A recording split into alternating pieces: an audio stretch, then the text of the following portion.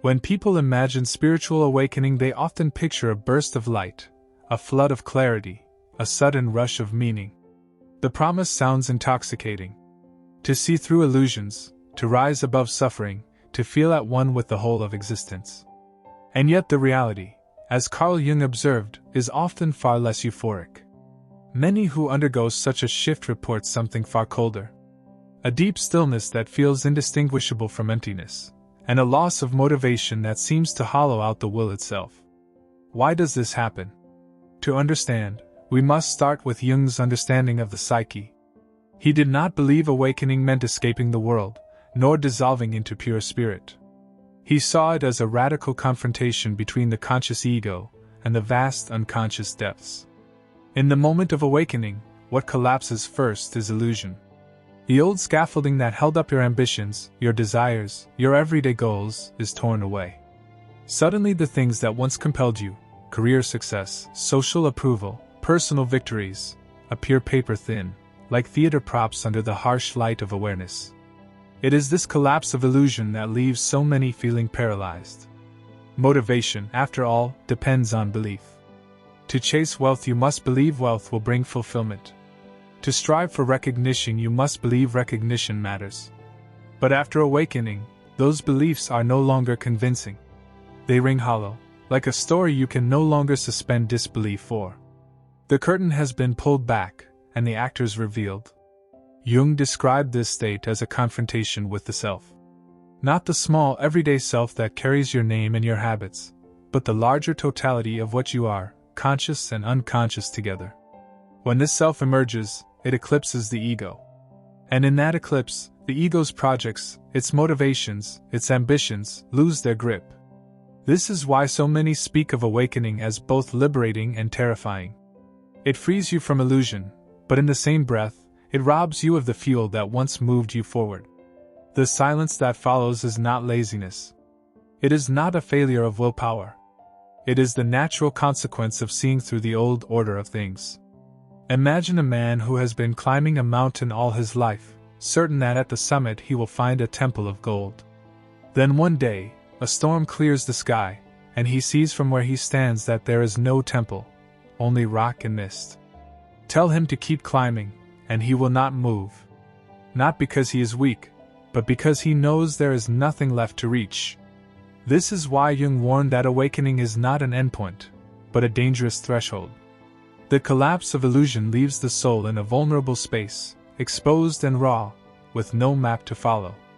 Many confuse this state with failure, calling it apathy or depression.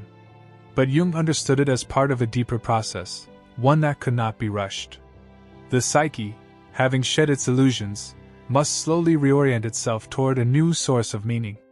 A meaning not imposed from outside, but born from within. It is here that the archetypal journey begins, in the silence after awakening. The old world has dissolved, and with it, the familiar structures of motivation. You are left staring into a kind of inner void, waiting for something new to emerge. Jung called this the encounter with the unconscious, a descent into the unknown that cannot be avoided. It is the task of individuation. To integrate what lies beneath the surface, to reconcile the fragments of the psyche, and to discover a life driven not by illusion, but by the deeper truth of the self. And so, when you find yourself without motivation after awakening, you are not lost. You are standing at the edge of an ancient threshold that countless souls before you have crossed. The silence you feel is not emptiness, but space. A space where the old has died, and the new has not yet been born. Carl Jung believed that the loss of motivation after awakening is not a mistake but a signal. It marks the beginning of what he called individuation. This is the process by which the human being turns inward, faces the unconscious, and begins to integrate what was hidden. It is not a path of external achievement. It is a descent, a journey into the unknown layers of the soul. When the ego loses its drive, it feels like death. The familiar engine of life no longer works. You wake up, but there is no hunger to chase the day. You see others rushing toward their goals, and you wonder why you feel only stillness. Jung understood this not as weakness, but as the psyche preparing for something deeper. The old fuel was meant to run out, because it was borrowed energy, drawn from illusions. Now the psyche demands a new source of strength, one rooted in truth rather than appearances. This is why the void feels unbearable.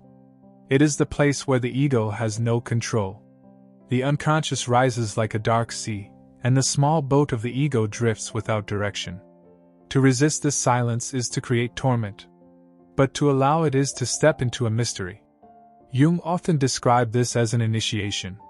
Like the ancient rites where one had to pass through darkness before being reborn, the psyche too must undergo its symbolic night. In this night the unconscious speaks. It speaks in dreams, in sudden moods, in strange images that surface without warning. These are not distractions. They are messages from the depths, fragments of what the ego has ignored or denied. Jung saw them as archetypes, ancient patterns of human experience that dwell in every soul. When motivation disappears, it is often because these deeper patterns are demanding to be heard. The old ambitions were too shallow to carry their weight. Think of it as a kind of inner rebellion. The unconscious refuses to supply energy for goals that do not serve the whole self. The ego may want prestige, but the deeper self wants truth. The ego may want speed, but the deeper self wants depth. Until these forces are reconciled, motivation remains absent. It is not that the well is dry. It is that the water has withdrawn underground, waiting for you to dig in the right place. This is why so many who awaken feel drawn to solitude. Silence becomes heavy, but also strangely necessary. The outer world continues its noise, but inwardly there is a pull to listen to something softer, something not yet clear. Jung believed that honoring this silence is crucial. To run back into distractions, to force old ambitions, is to abandon the work of individuation. The psyche will not forgive such avoidance. It will withhold energy until its demands are met. So the loss of motivation, painful as it is, serves a hidden purpose. It strips away the false so that the true may appear. The ego, once master, must now learn humility. It must yield to the unconscious, to the wisdom that lies in the depths. This is not easy. It feels like drowning. But it is in this drowning that the possibility of rebirth is hidden. The descent into the unknown is not the end of the story. It is the middle passage, the long night before the dawn. Jung reminded us that meaning does not come quickly, and that the soul's growth cannot be forced. What appears as emptiness is actually preparation. The ground is being cleared, the old structures torn down, so that something new can take root. And so, if awakening has left you without motivation, remember this. The silence is not punishment. It is invitation. The descent is not failure. It is transformation. You are entering the night sea journey, where the old self dissolves, and the deeper self begins to stir. In Jung's vision, the descent into the unconscious is never meant to leave us stranded forever. The psyche does not destroy without purpose. What feels like emptiness is the soil where a new kind of energy begins to grow. But this energy does not come as the old motivation did. It does not surge from the ego's hunger for achievement. It comes quietly, from the deeper rhythms of the self. Jung believed that meaning is the true source of psychic energy. Not meaning in the shallow sense of entertainment or distraction, but meaning that roots itself in the soul, meaning that connects the individual with something greater than personal gain. When awakening strips away illusions, it is not leaving you empty for its own sake. It is making space for meaning that cannot be faked. At first, this new energy is fragile. It does not announce itself with fireworks. It appears as a faint pull towards something unexpected. A sudden interest in a book, a quiet impulse to paint, a longing to walk alone in the woods. These are not trivial. They are the first movements of the deeper self, testing the waters, offering small signals that a new direction is possible. The ego, impatient, may dismiss them as nothing. But Jung urged patience. What is fragile now, if tended to, becomes the seed of transformation. This is the crucial difference between the old and the new. Old motivation was driven by comparison, by competition, by the desire to keep pace with the world. New energy emerges from within, without reference to others. It does not shout. It whispers. And the more one listens, the stronger it becomes. Jung often said that the psyche seeks wholeness. Every dream, every impulse, every symbol that surfaces carries this hidden aim. The unconscious does not drain us of energy to be cruel. It withdraws energy from false pursuits so that it may redirect us toward wholeness. This is why, after awakening, the person cannot simply return to chasing the same goals as before. The energy will not flow. The soul has already outgrown them. The return of energy is not linear. There are days when the silence remains heavy, when nothing seems to move. And then suddenly, without warning, a small spark appears. A sense of beauty where before there was only numbness. A feeling of depth in a simple act, like listening to music or watching the sky. These moments, fleeting as they are, mark the return of life force. They are the psyche's way of saying, here is the direction. Follow this thread. In following such threads, something unexpected happens. The person begins to feel carried, rather than pushing forward. Motivation is replaced by something subtler, something Jung compared to alignment. Instead of forcing oneself to chase goals, one begins to move with the natural current of the self. Life becomes less about striving, and more about responding. The will is not destroyed, but it is reoriented. It is no longer the ego dictating from above, but the deeper self guiding from within. This transformation can feel disorienting, because the world praises visible ambition, measurable success, and restless striving. But Jung insisted that true vitality cannot be measured in such terms. A person aligned with the self may appear quieter, even withdrawn, yet within them flows a depth of energy unknown to the one who is endlessly chasing illusions. The birth of new energy is the turning point. It is the moment the darkness begins to reveal its purpose. The silence, once unbearable, becomes a container. The emptiness, once frightening, becomes fertile ground. Out of the collapse of old illusions, something genuine begins to rise. But Jung was clear. This process is not about achieving perfection or permanent bliss. It is about becoming whole. The return of energy marks not an escape from struggle, but the beginning of a new relationship with it. The unconscious has been heard, and in listening, life begins to flow in a different way. As this new energy begins to take shape, the world itself seems to change. What once appeared rigid and oppressive starts to feel open, as though hidden pathways are being revealed. Jung observed that when the self begins to guide the psyche, life reorganizes itself around deeper patterns.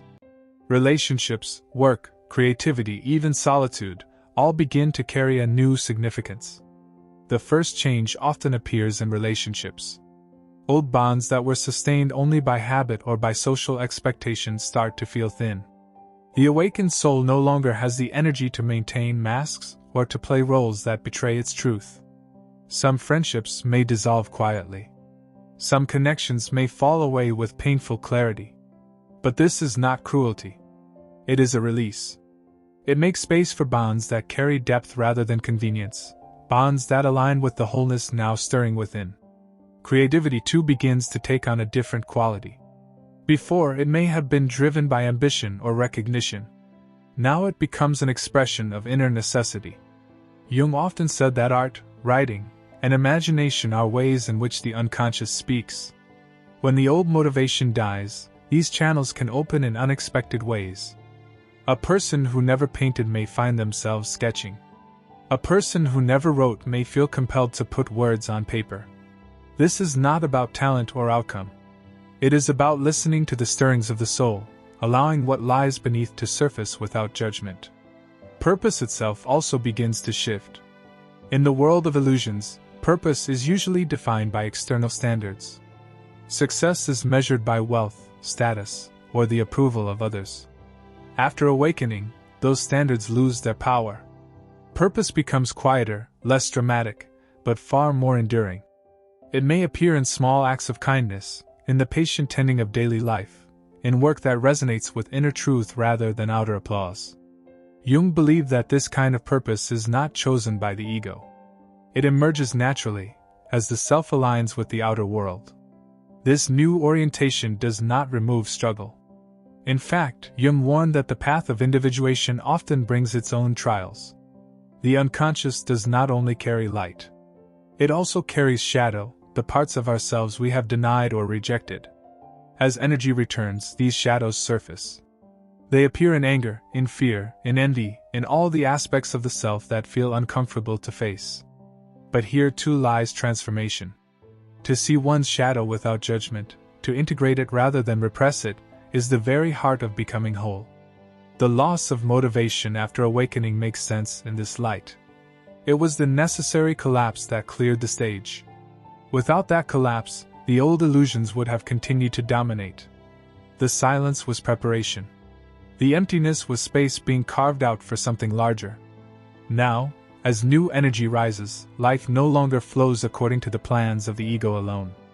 It begins to follow a deeper rhythm, one that moves between light and shadow, creation and destruction, silence and expression. Jung often compared this rhythm to nature.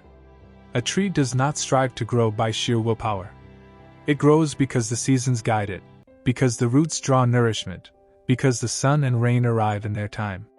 The human soul, when aligned with the self, follows a similar rhythm. There are seasons of stillness and seasons of growth, and both are necessary. This is why the return of energy after awakening feels different from ordinary ambition. It is no longer about endless striving. It is about harmony. One begins to sense when to act and when to rest, when to speak and when to listen, when to move outward into the world and when to turn inward again. The will becomes less like a clenched fist and more like an open hand. In this way the soul is reshaped. Life no longer feels like a battle against the current, but like a dialogue with it. Each experience, whether joyful or painful, carries meaning. Each silence, each spark of creativity, each change in relationship, becomes part of a larger unfolding. And the person who once felt empty, who once mourned the loss of motivation, begins to see that they have not lost life at all. They have only lost illusion. Carl Jung believed that the true aim of human life is not happiness in the shallow sense, but wholeness. To be whole means to embrace all that one is, the light and the shadow, the conscious and the unconscious, the ego and the self. It is a state that does not deny suffering, but weaves it into meaning. It does not cling to illusions, but accepts life as it is. The loss of motivation after awakening, painful though it may be, is part of this larger unfolding. It clears away what is false so that the fullness of the soul may finally emerge. Wholeness does not arrive as a single moment of triumph. It reveals itself gradually, in the quiet recognition that life is no longer lived on the surface alone. The person who has passed through awakening, who has endured the silence and the void, who has listened to the stirrings of the unconscious, begins to carry a new depth. Their energy no longer burns chaotically. It flows steadily, like a river finding its course. This new way of being is not concerned with perfection. Jung was clear that perfection is an illusion of the ego. Wholeness is different. It allows contradictions to exist. It accepts that the soul contains opposites, and that true growth is not about erasing them, but about holding them together. The awakened person does not live without struggle, but the struggle is no longer meaningless. Each challenge is seen as part of the dialogue between ego and self, between the surface and the depths. In this sense, motivation is reborn in a new form. It is no longer the restless drive to chase what society promises will bring fulfillment. It becomes a steady commitment to live truthfully, to honor the inner voice, to act in harmony with the self.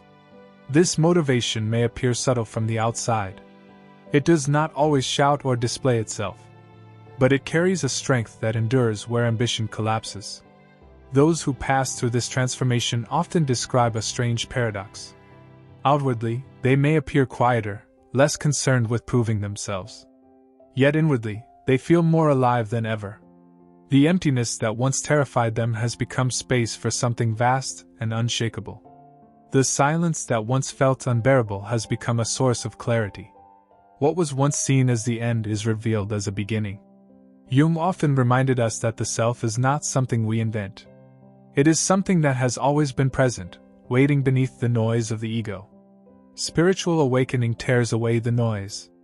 The loss of motivation is the psyche's way of refusing to return to illusions. It is the doorway through which one enters a deeper life. And in walking through it, the individual does not become detached from the world. On the contrary, they begin to live more fully within it, with a sense of meaning that no external achievement can provide. The fulfillment of wholeness is not a prize given at the end of struggle. It is a way of being that grows slowly, like roots sinking deeper into the earth. It brings resilience in suffering, humility in success, and clarity in silence. It does not promise eternal comfort, but it does promise depth. And in that depth, life finds a steadiness that no illusion can shake. So if awakening has left you in silence, if it has taken from you the old motivations that once pushed you forward, know this: you are not broken. You are in the midst of the oldest journey the human soul can take. The illusions have fallen away, and what feels like emptiness is the space where truth begins to live. To pass through this space is to be remade, not as a perfect being, but as a whole one. And this, Jung believed, is the deepest fulfillment of human life. Not to escape the world, not to cling to illusions, but to live in the flow of wholeness, where every silence, every struggle, and every spark of meaning becomes part of a life that is finally, fully alive.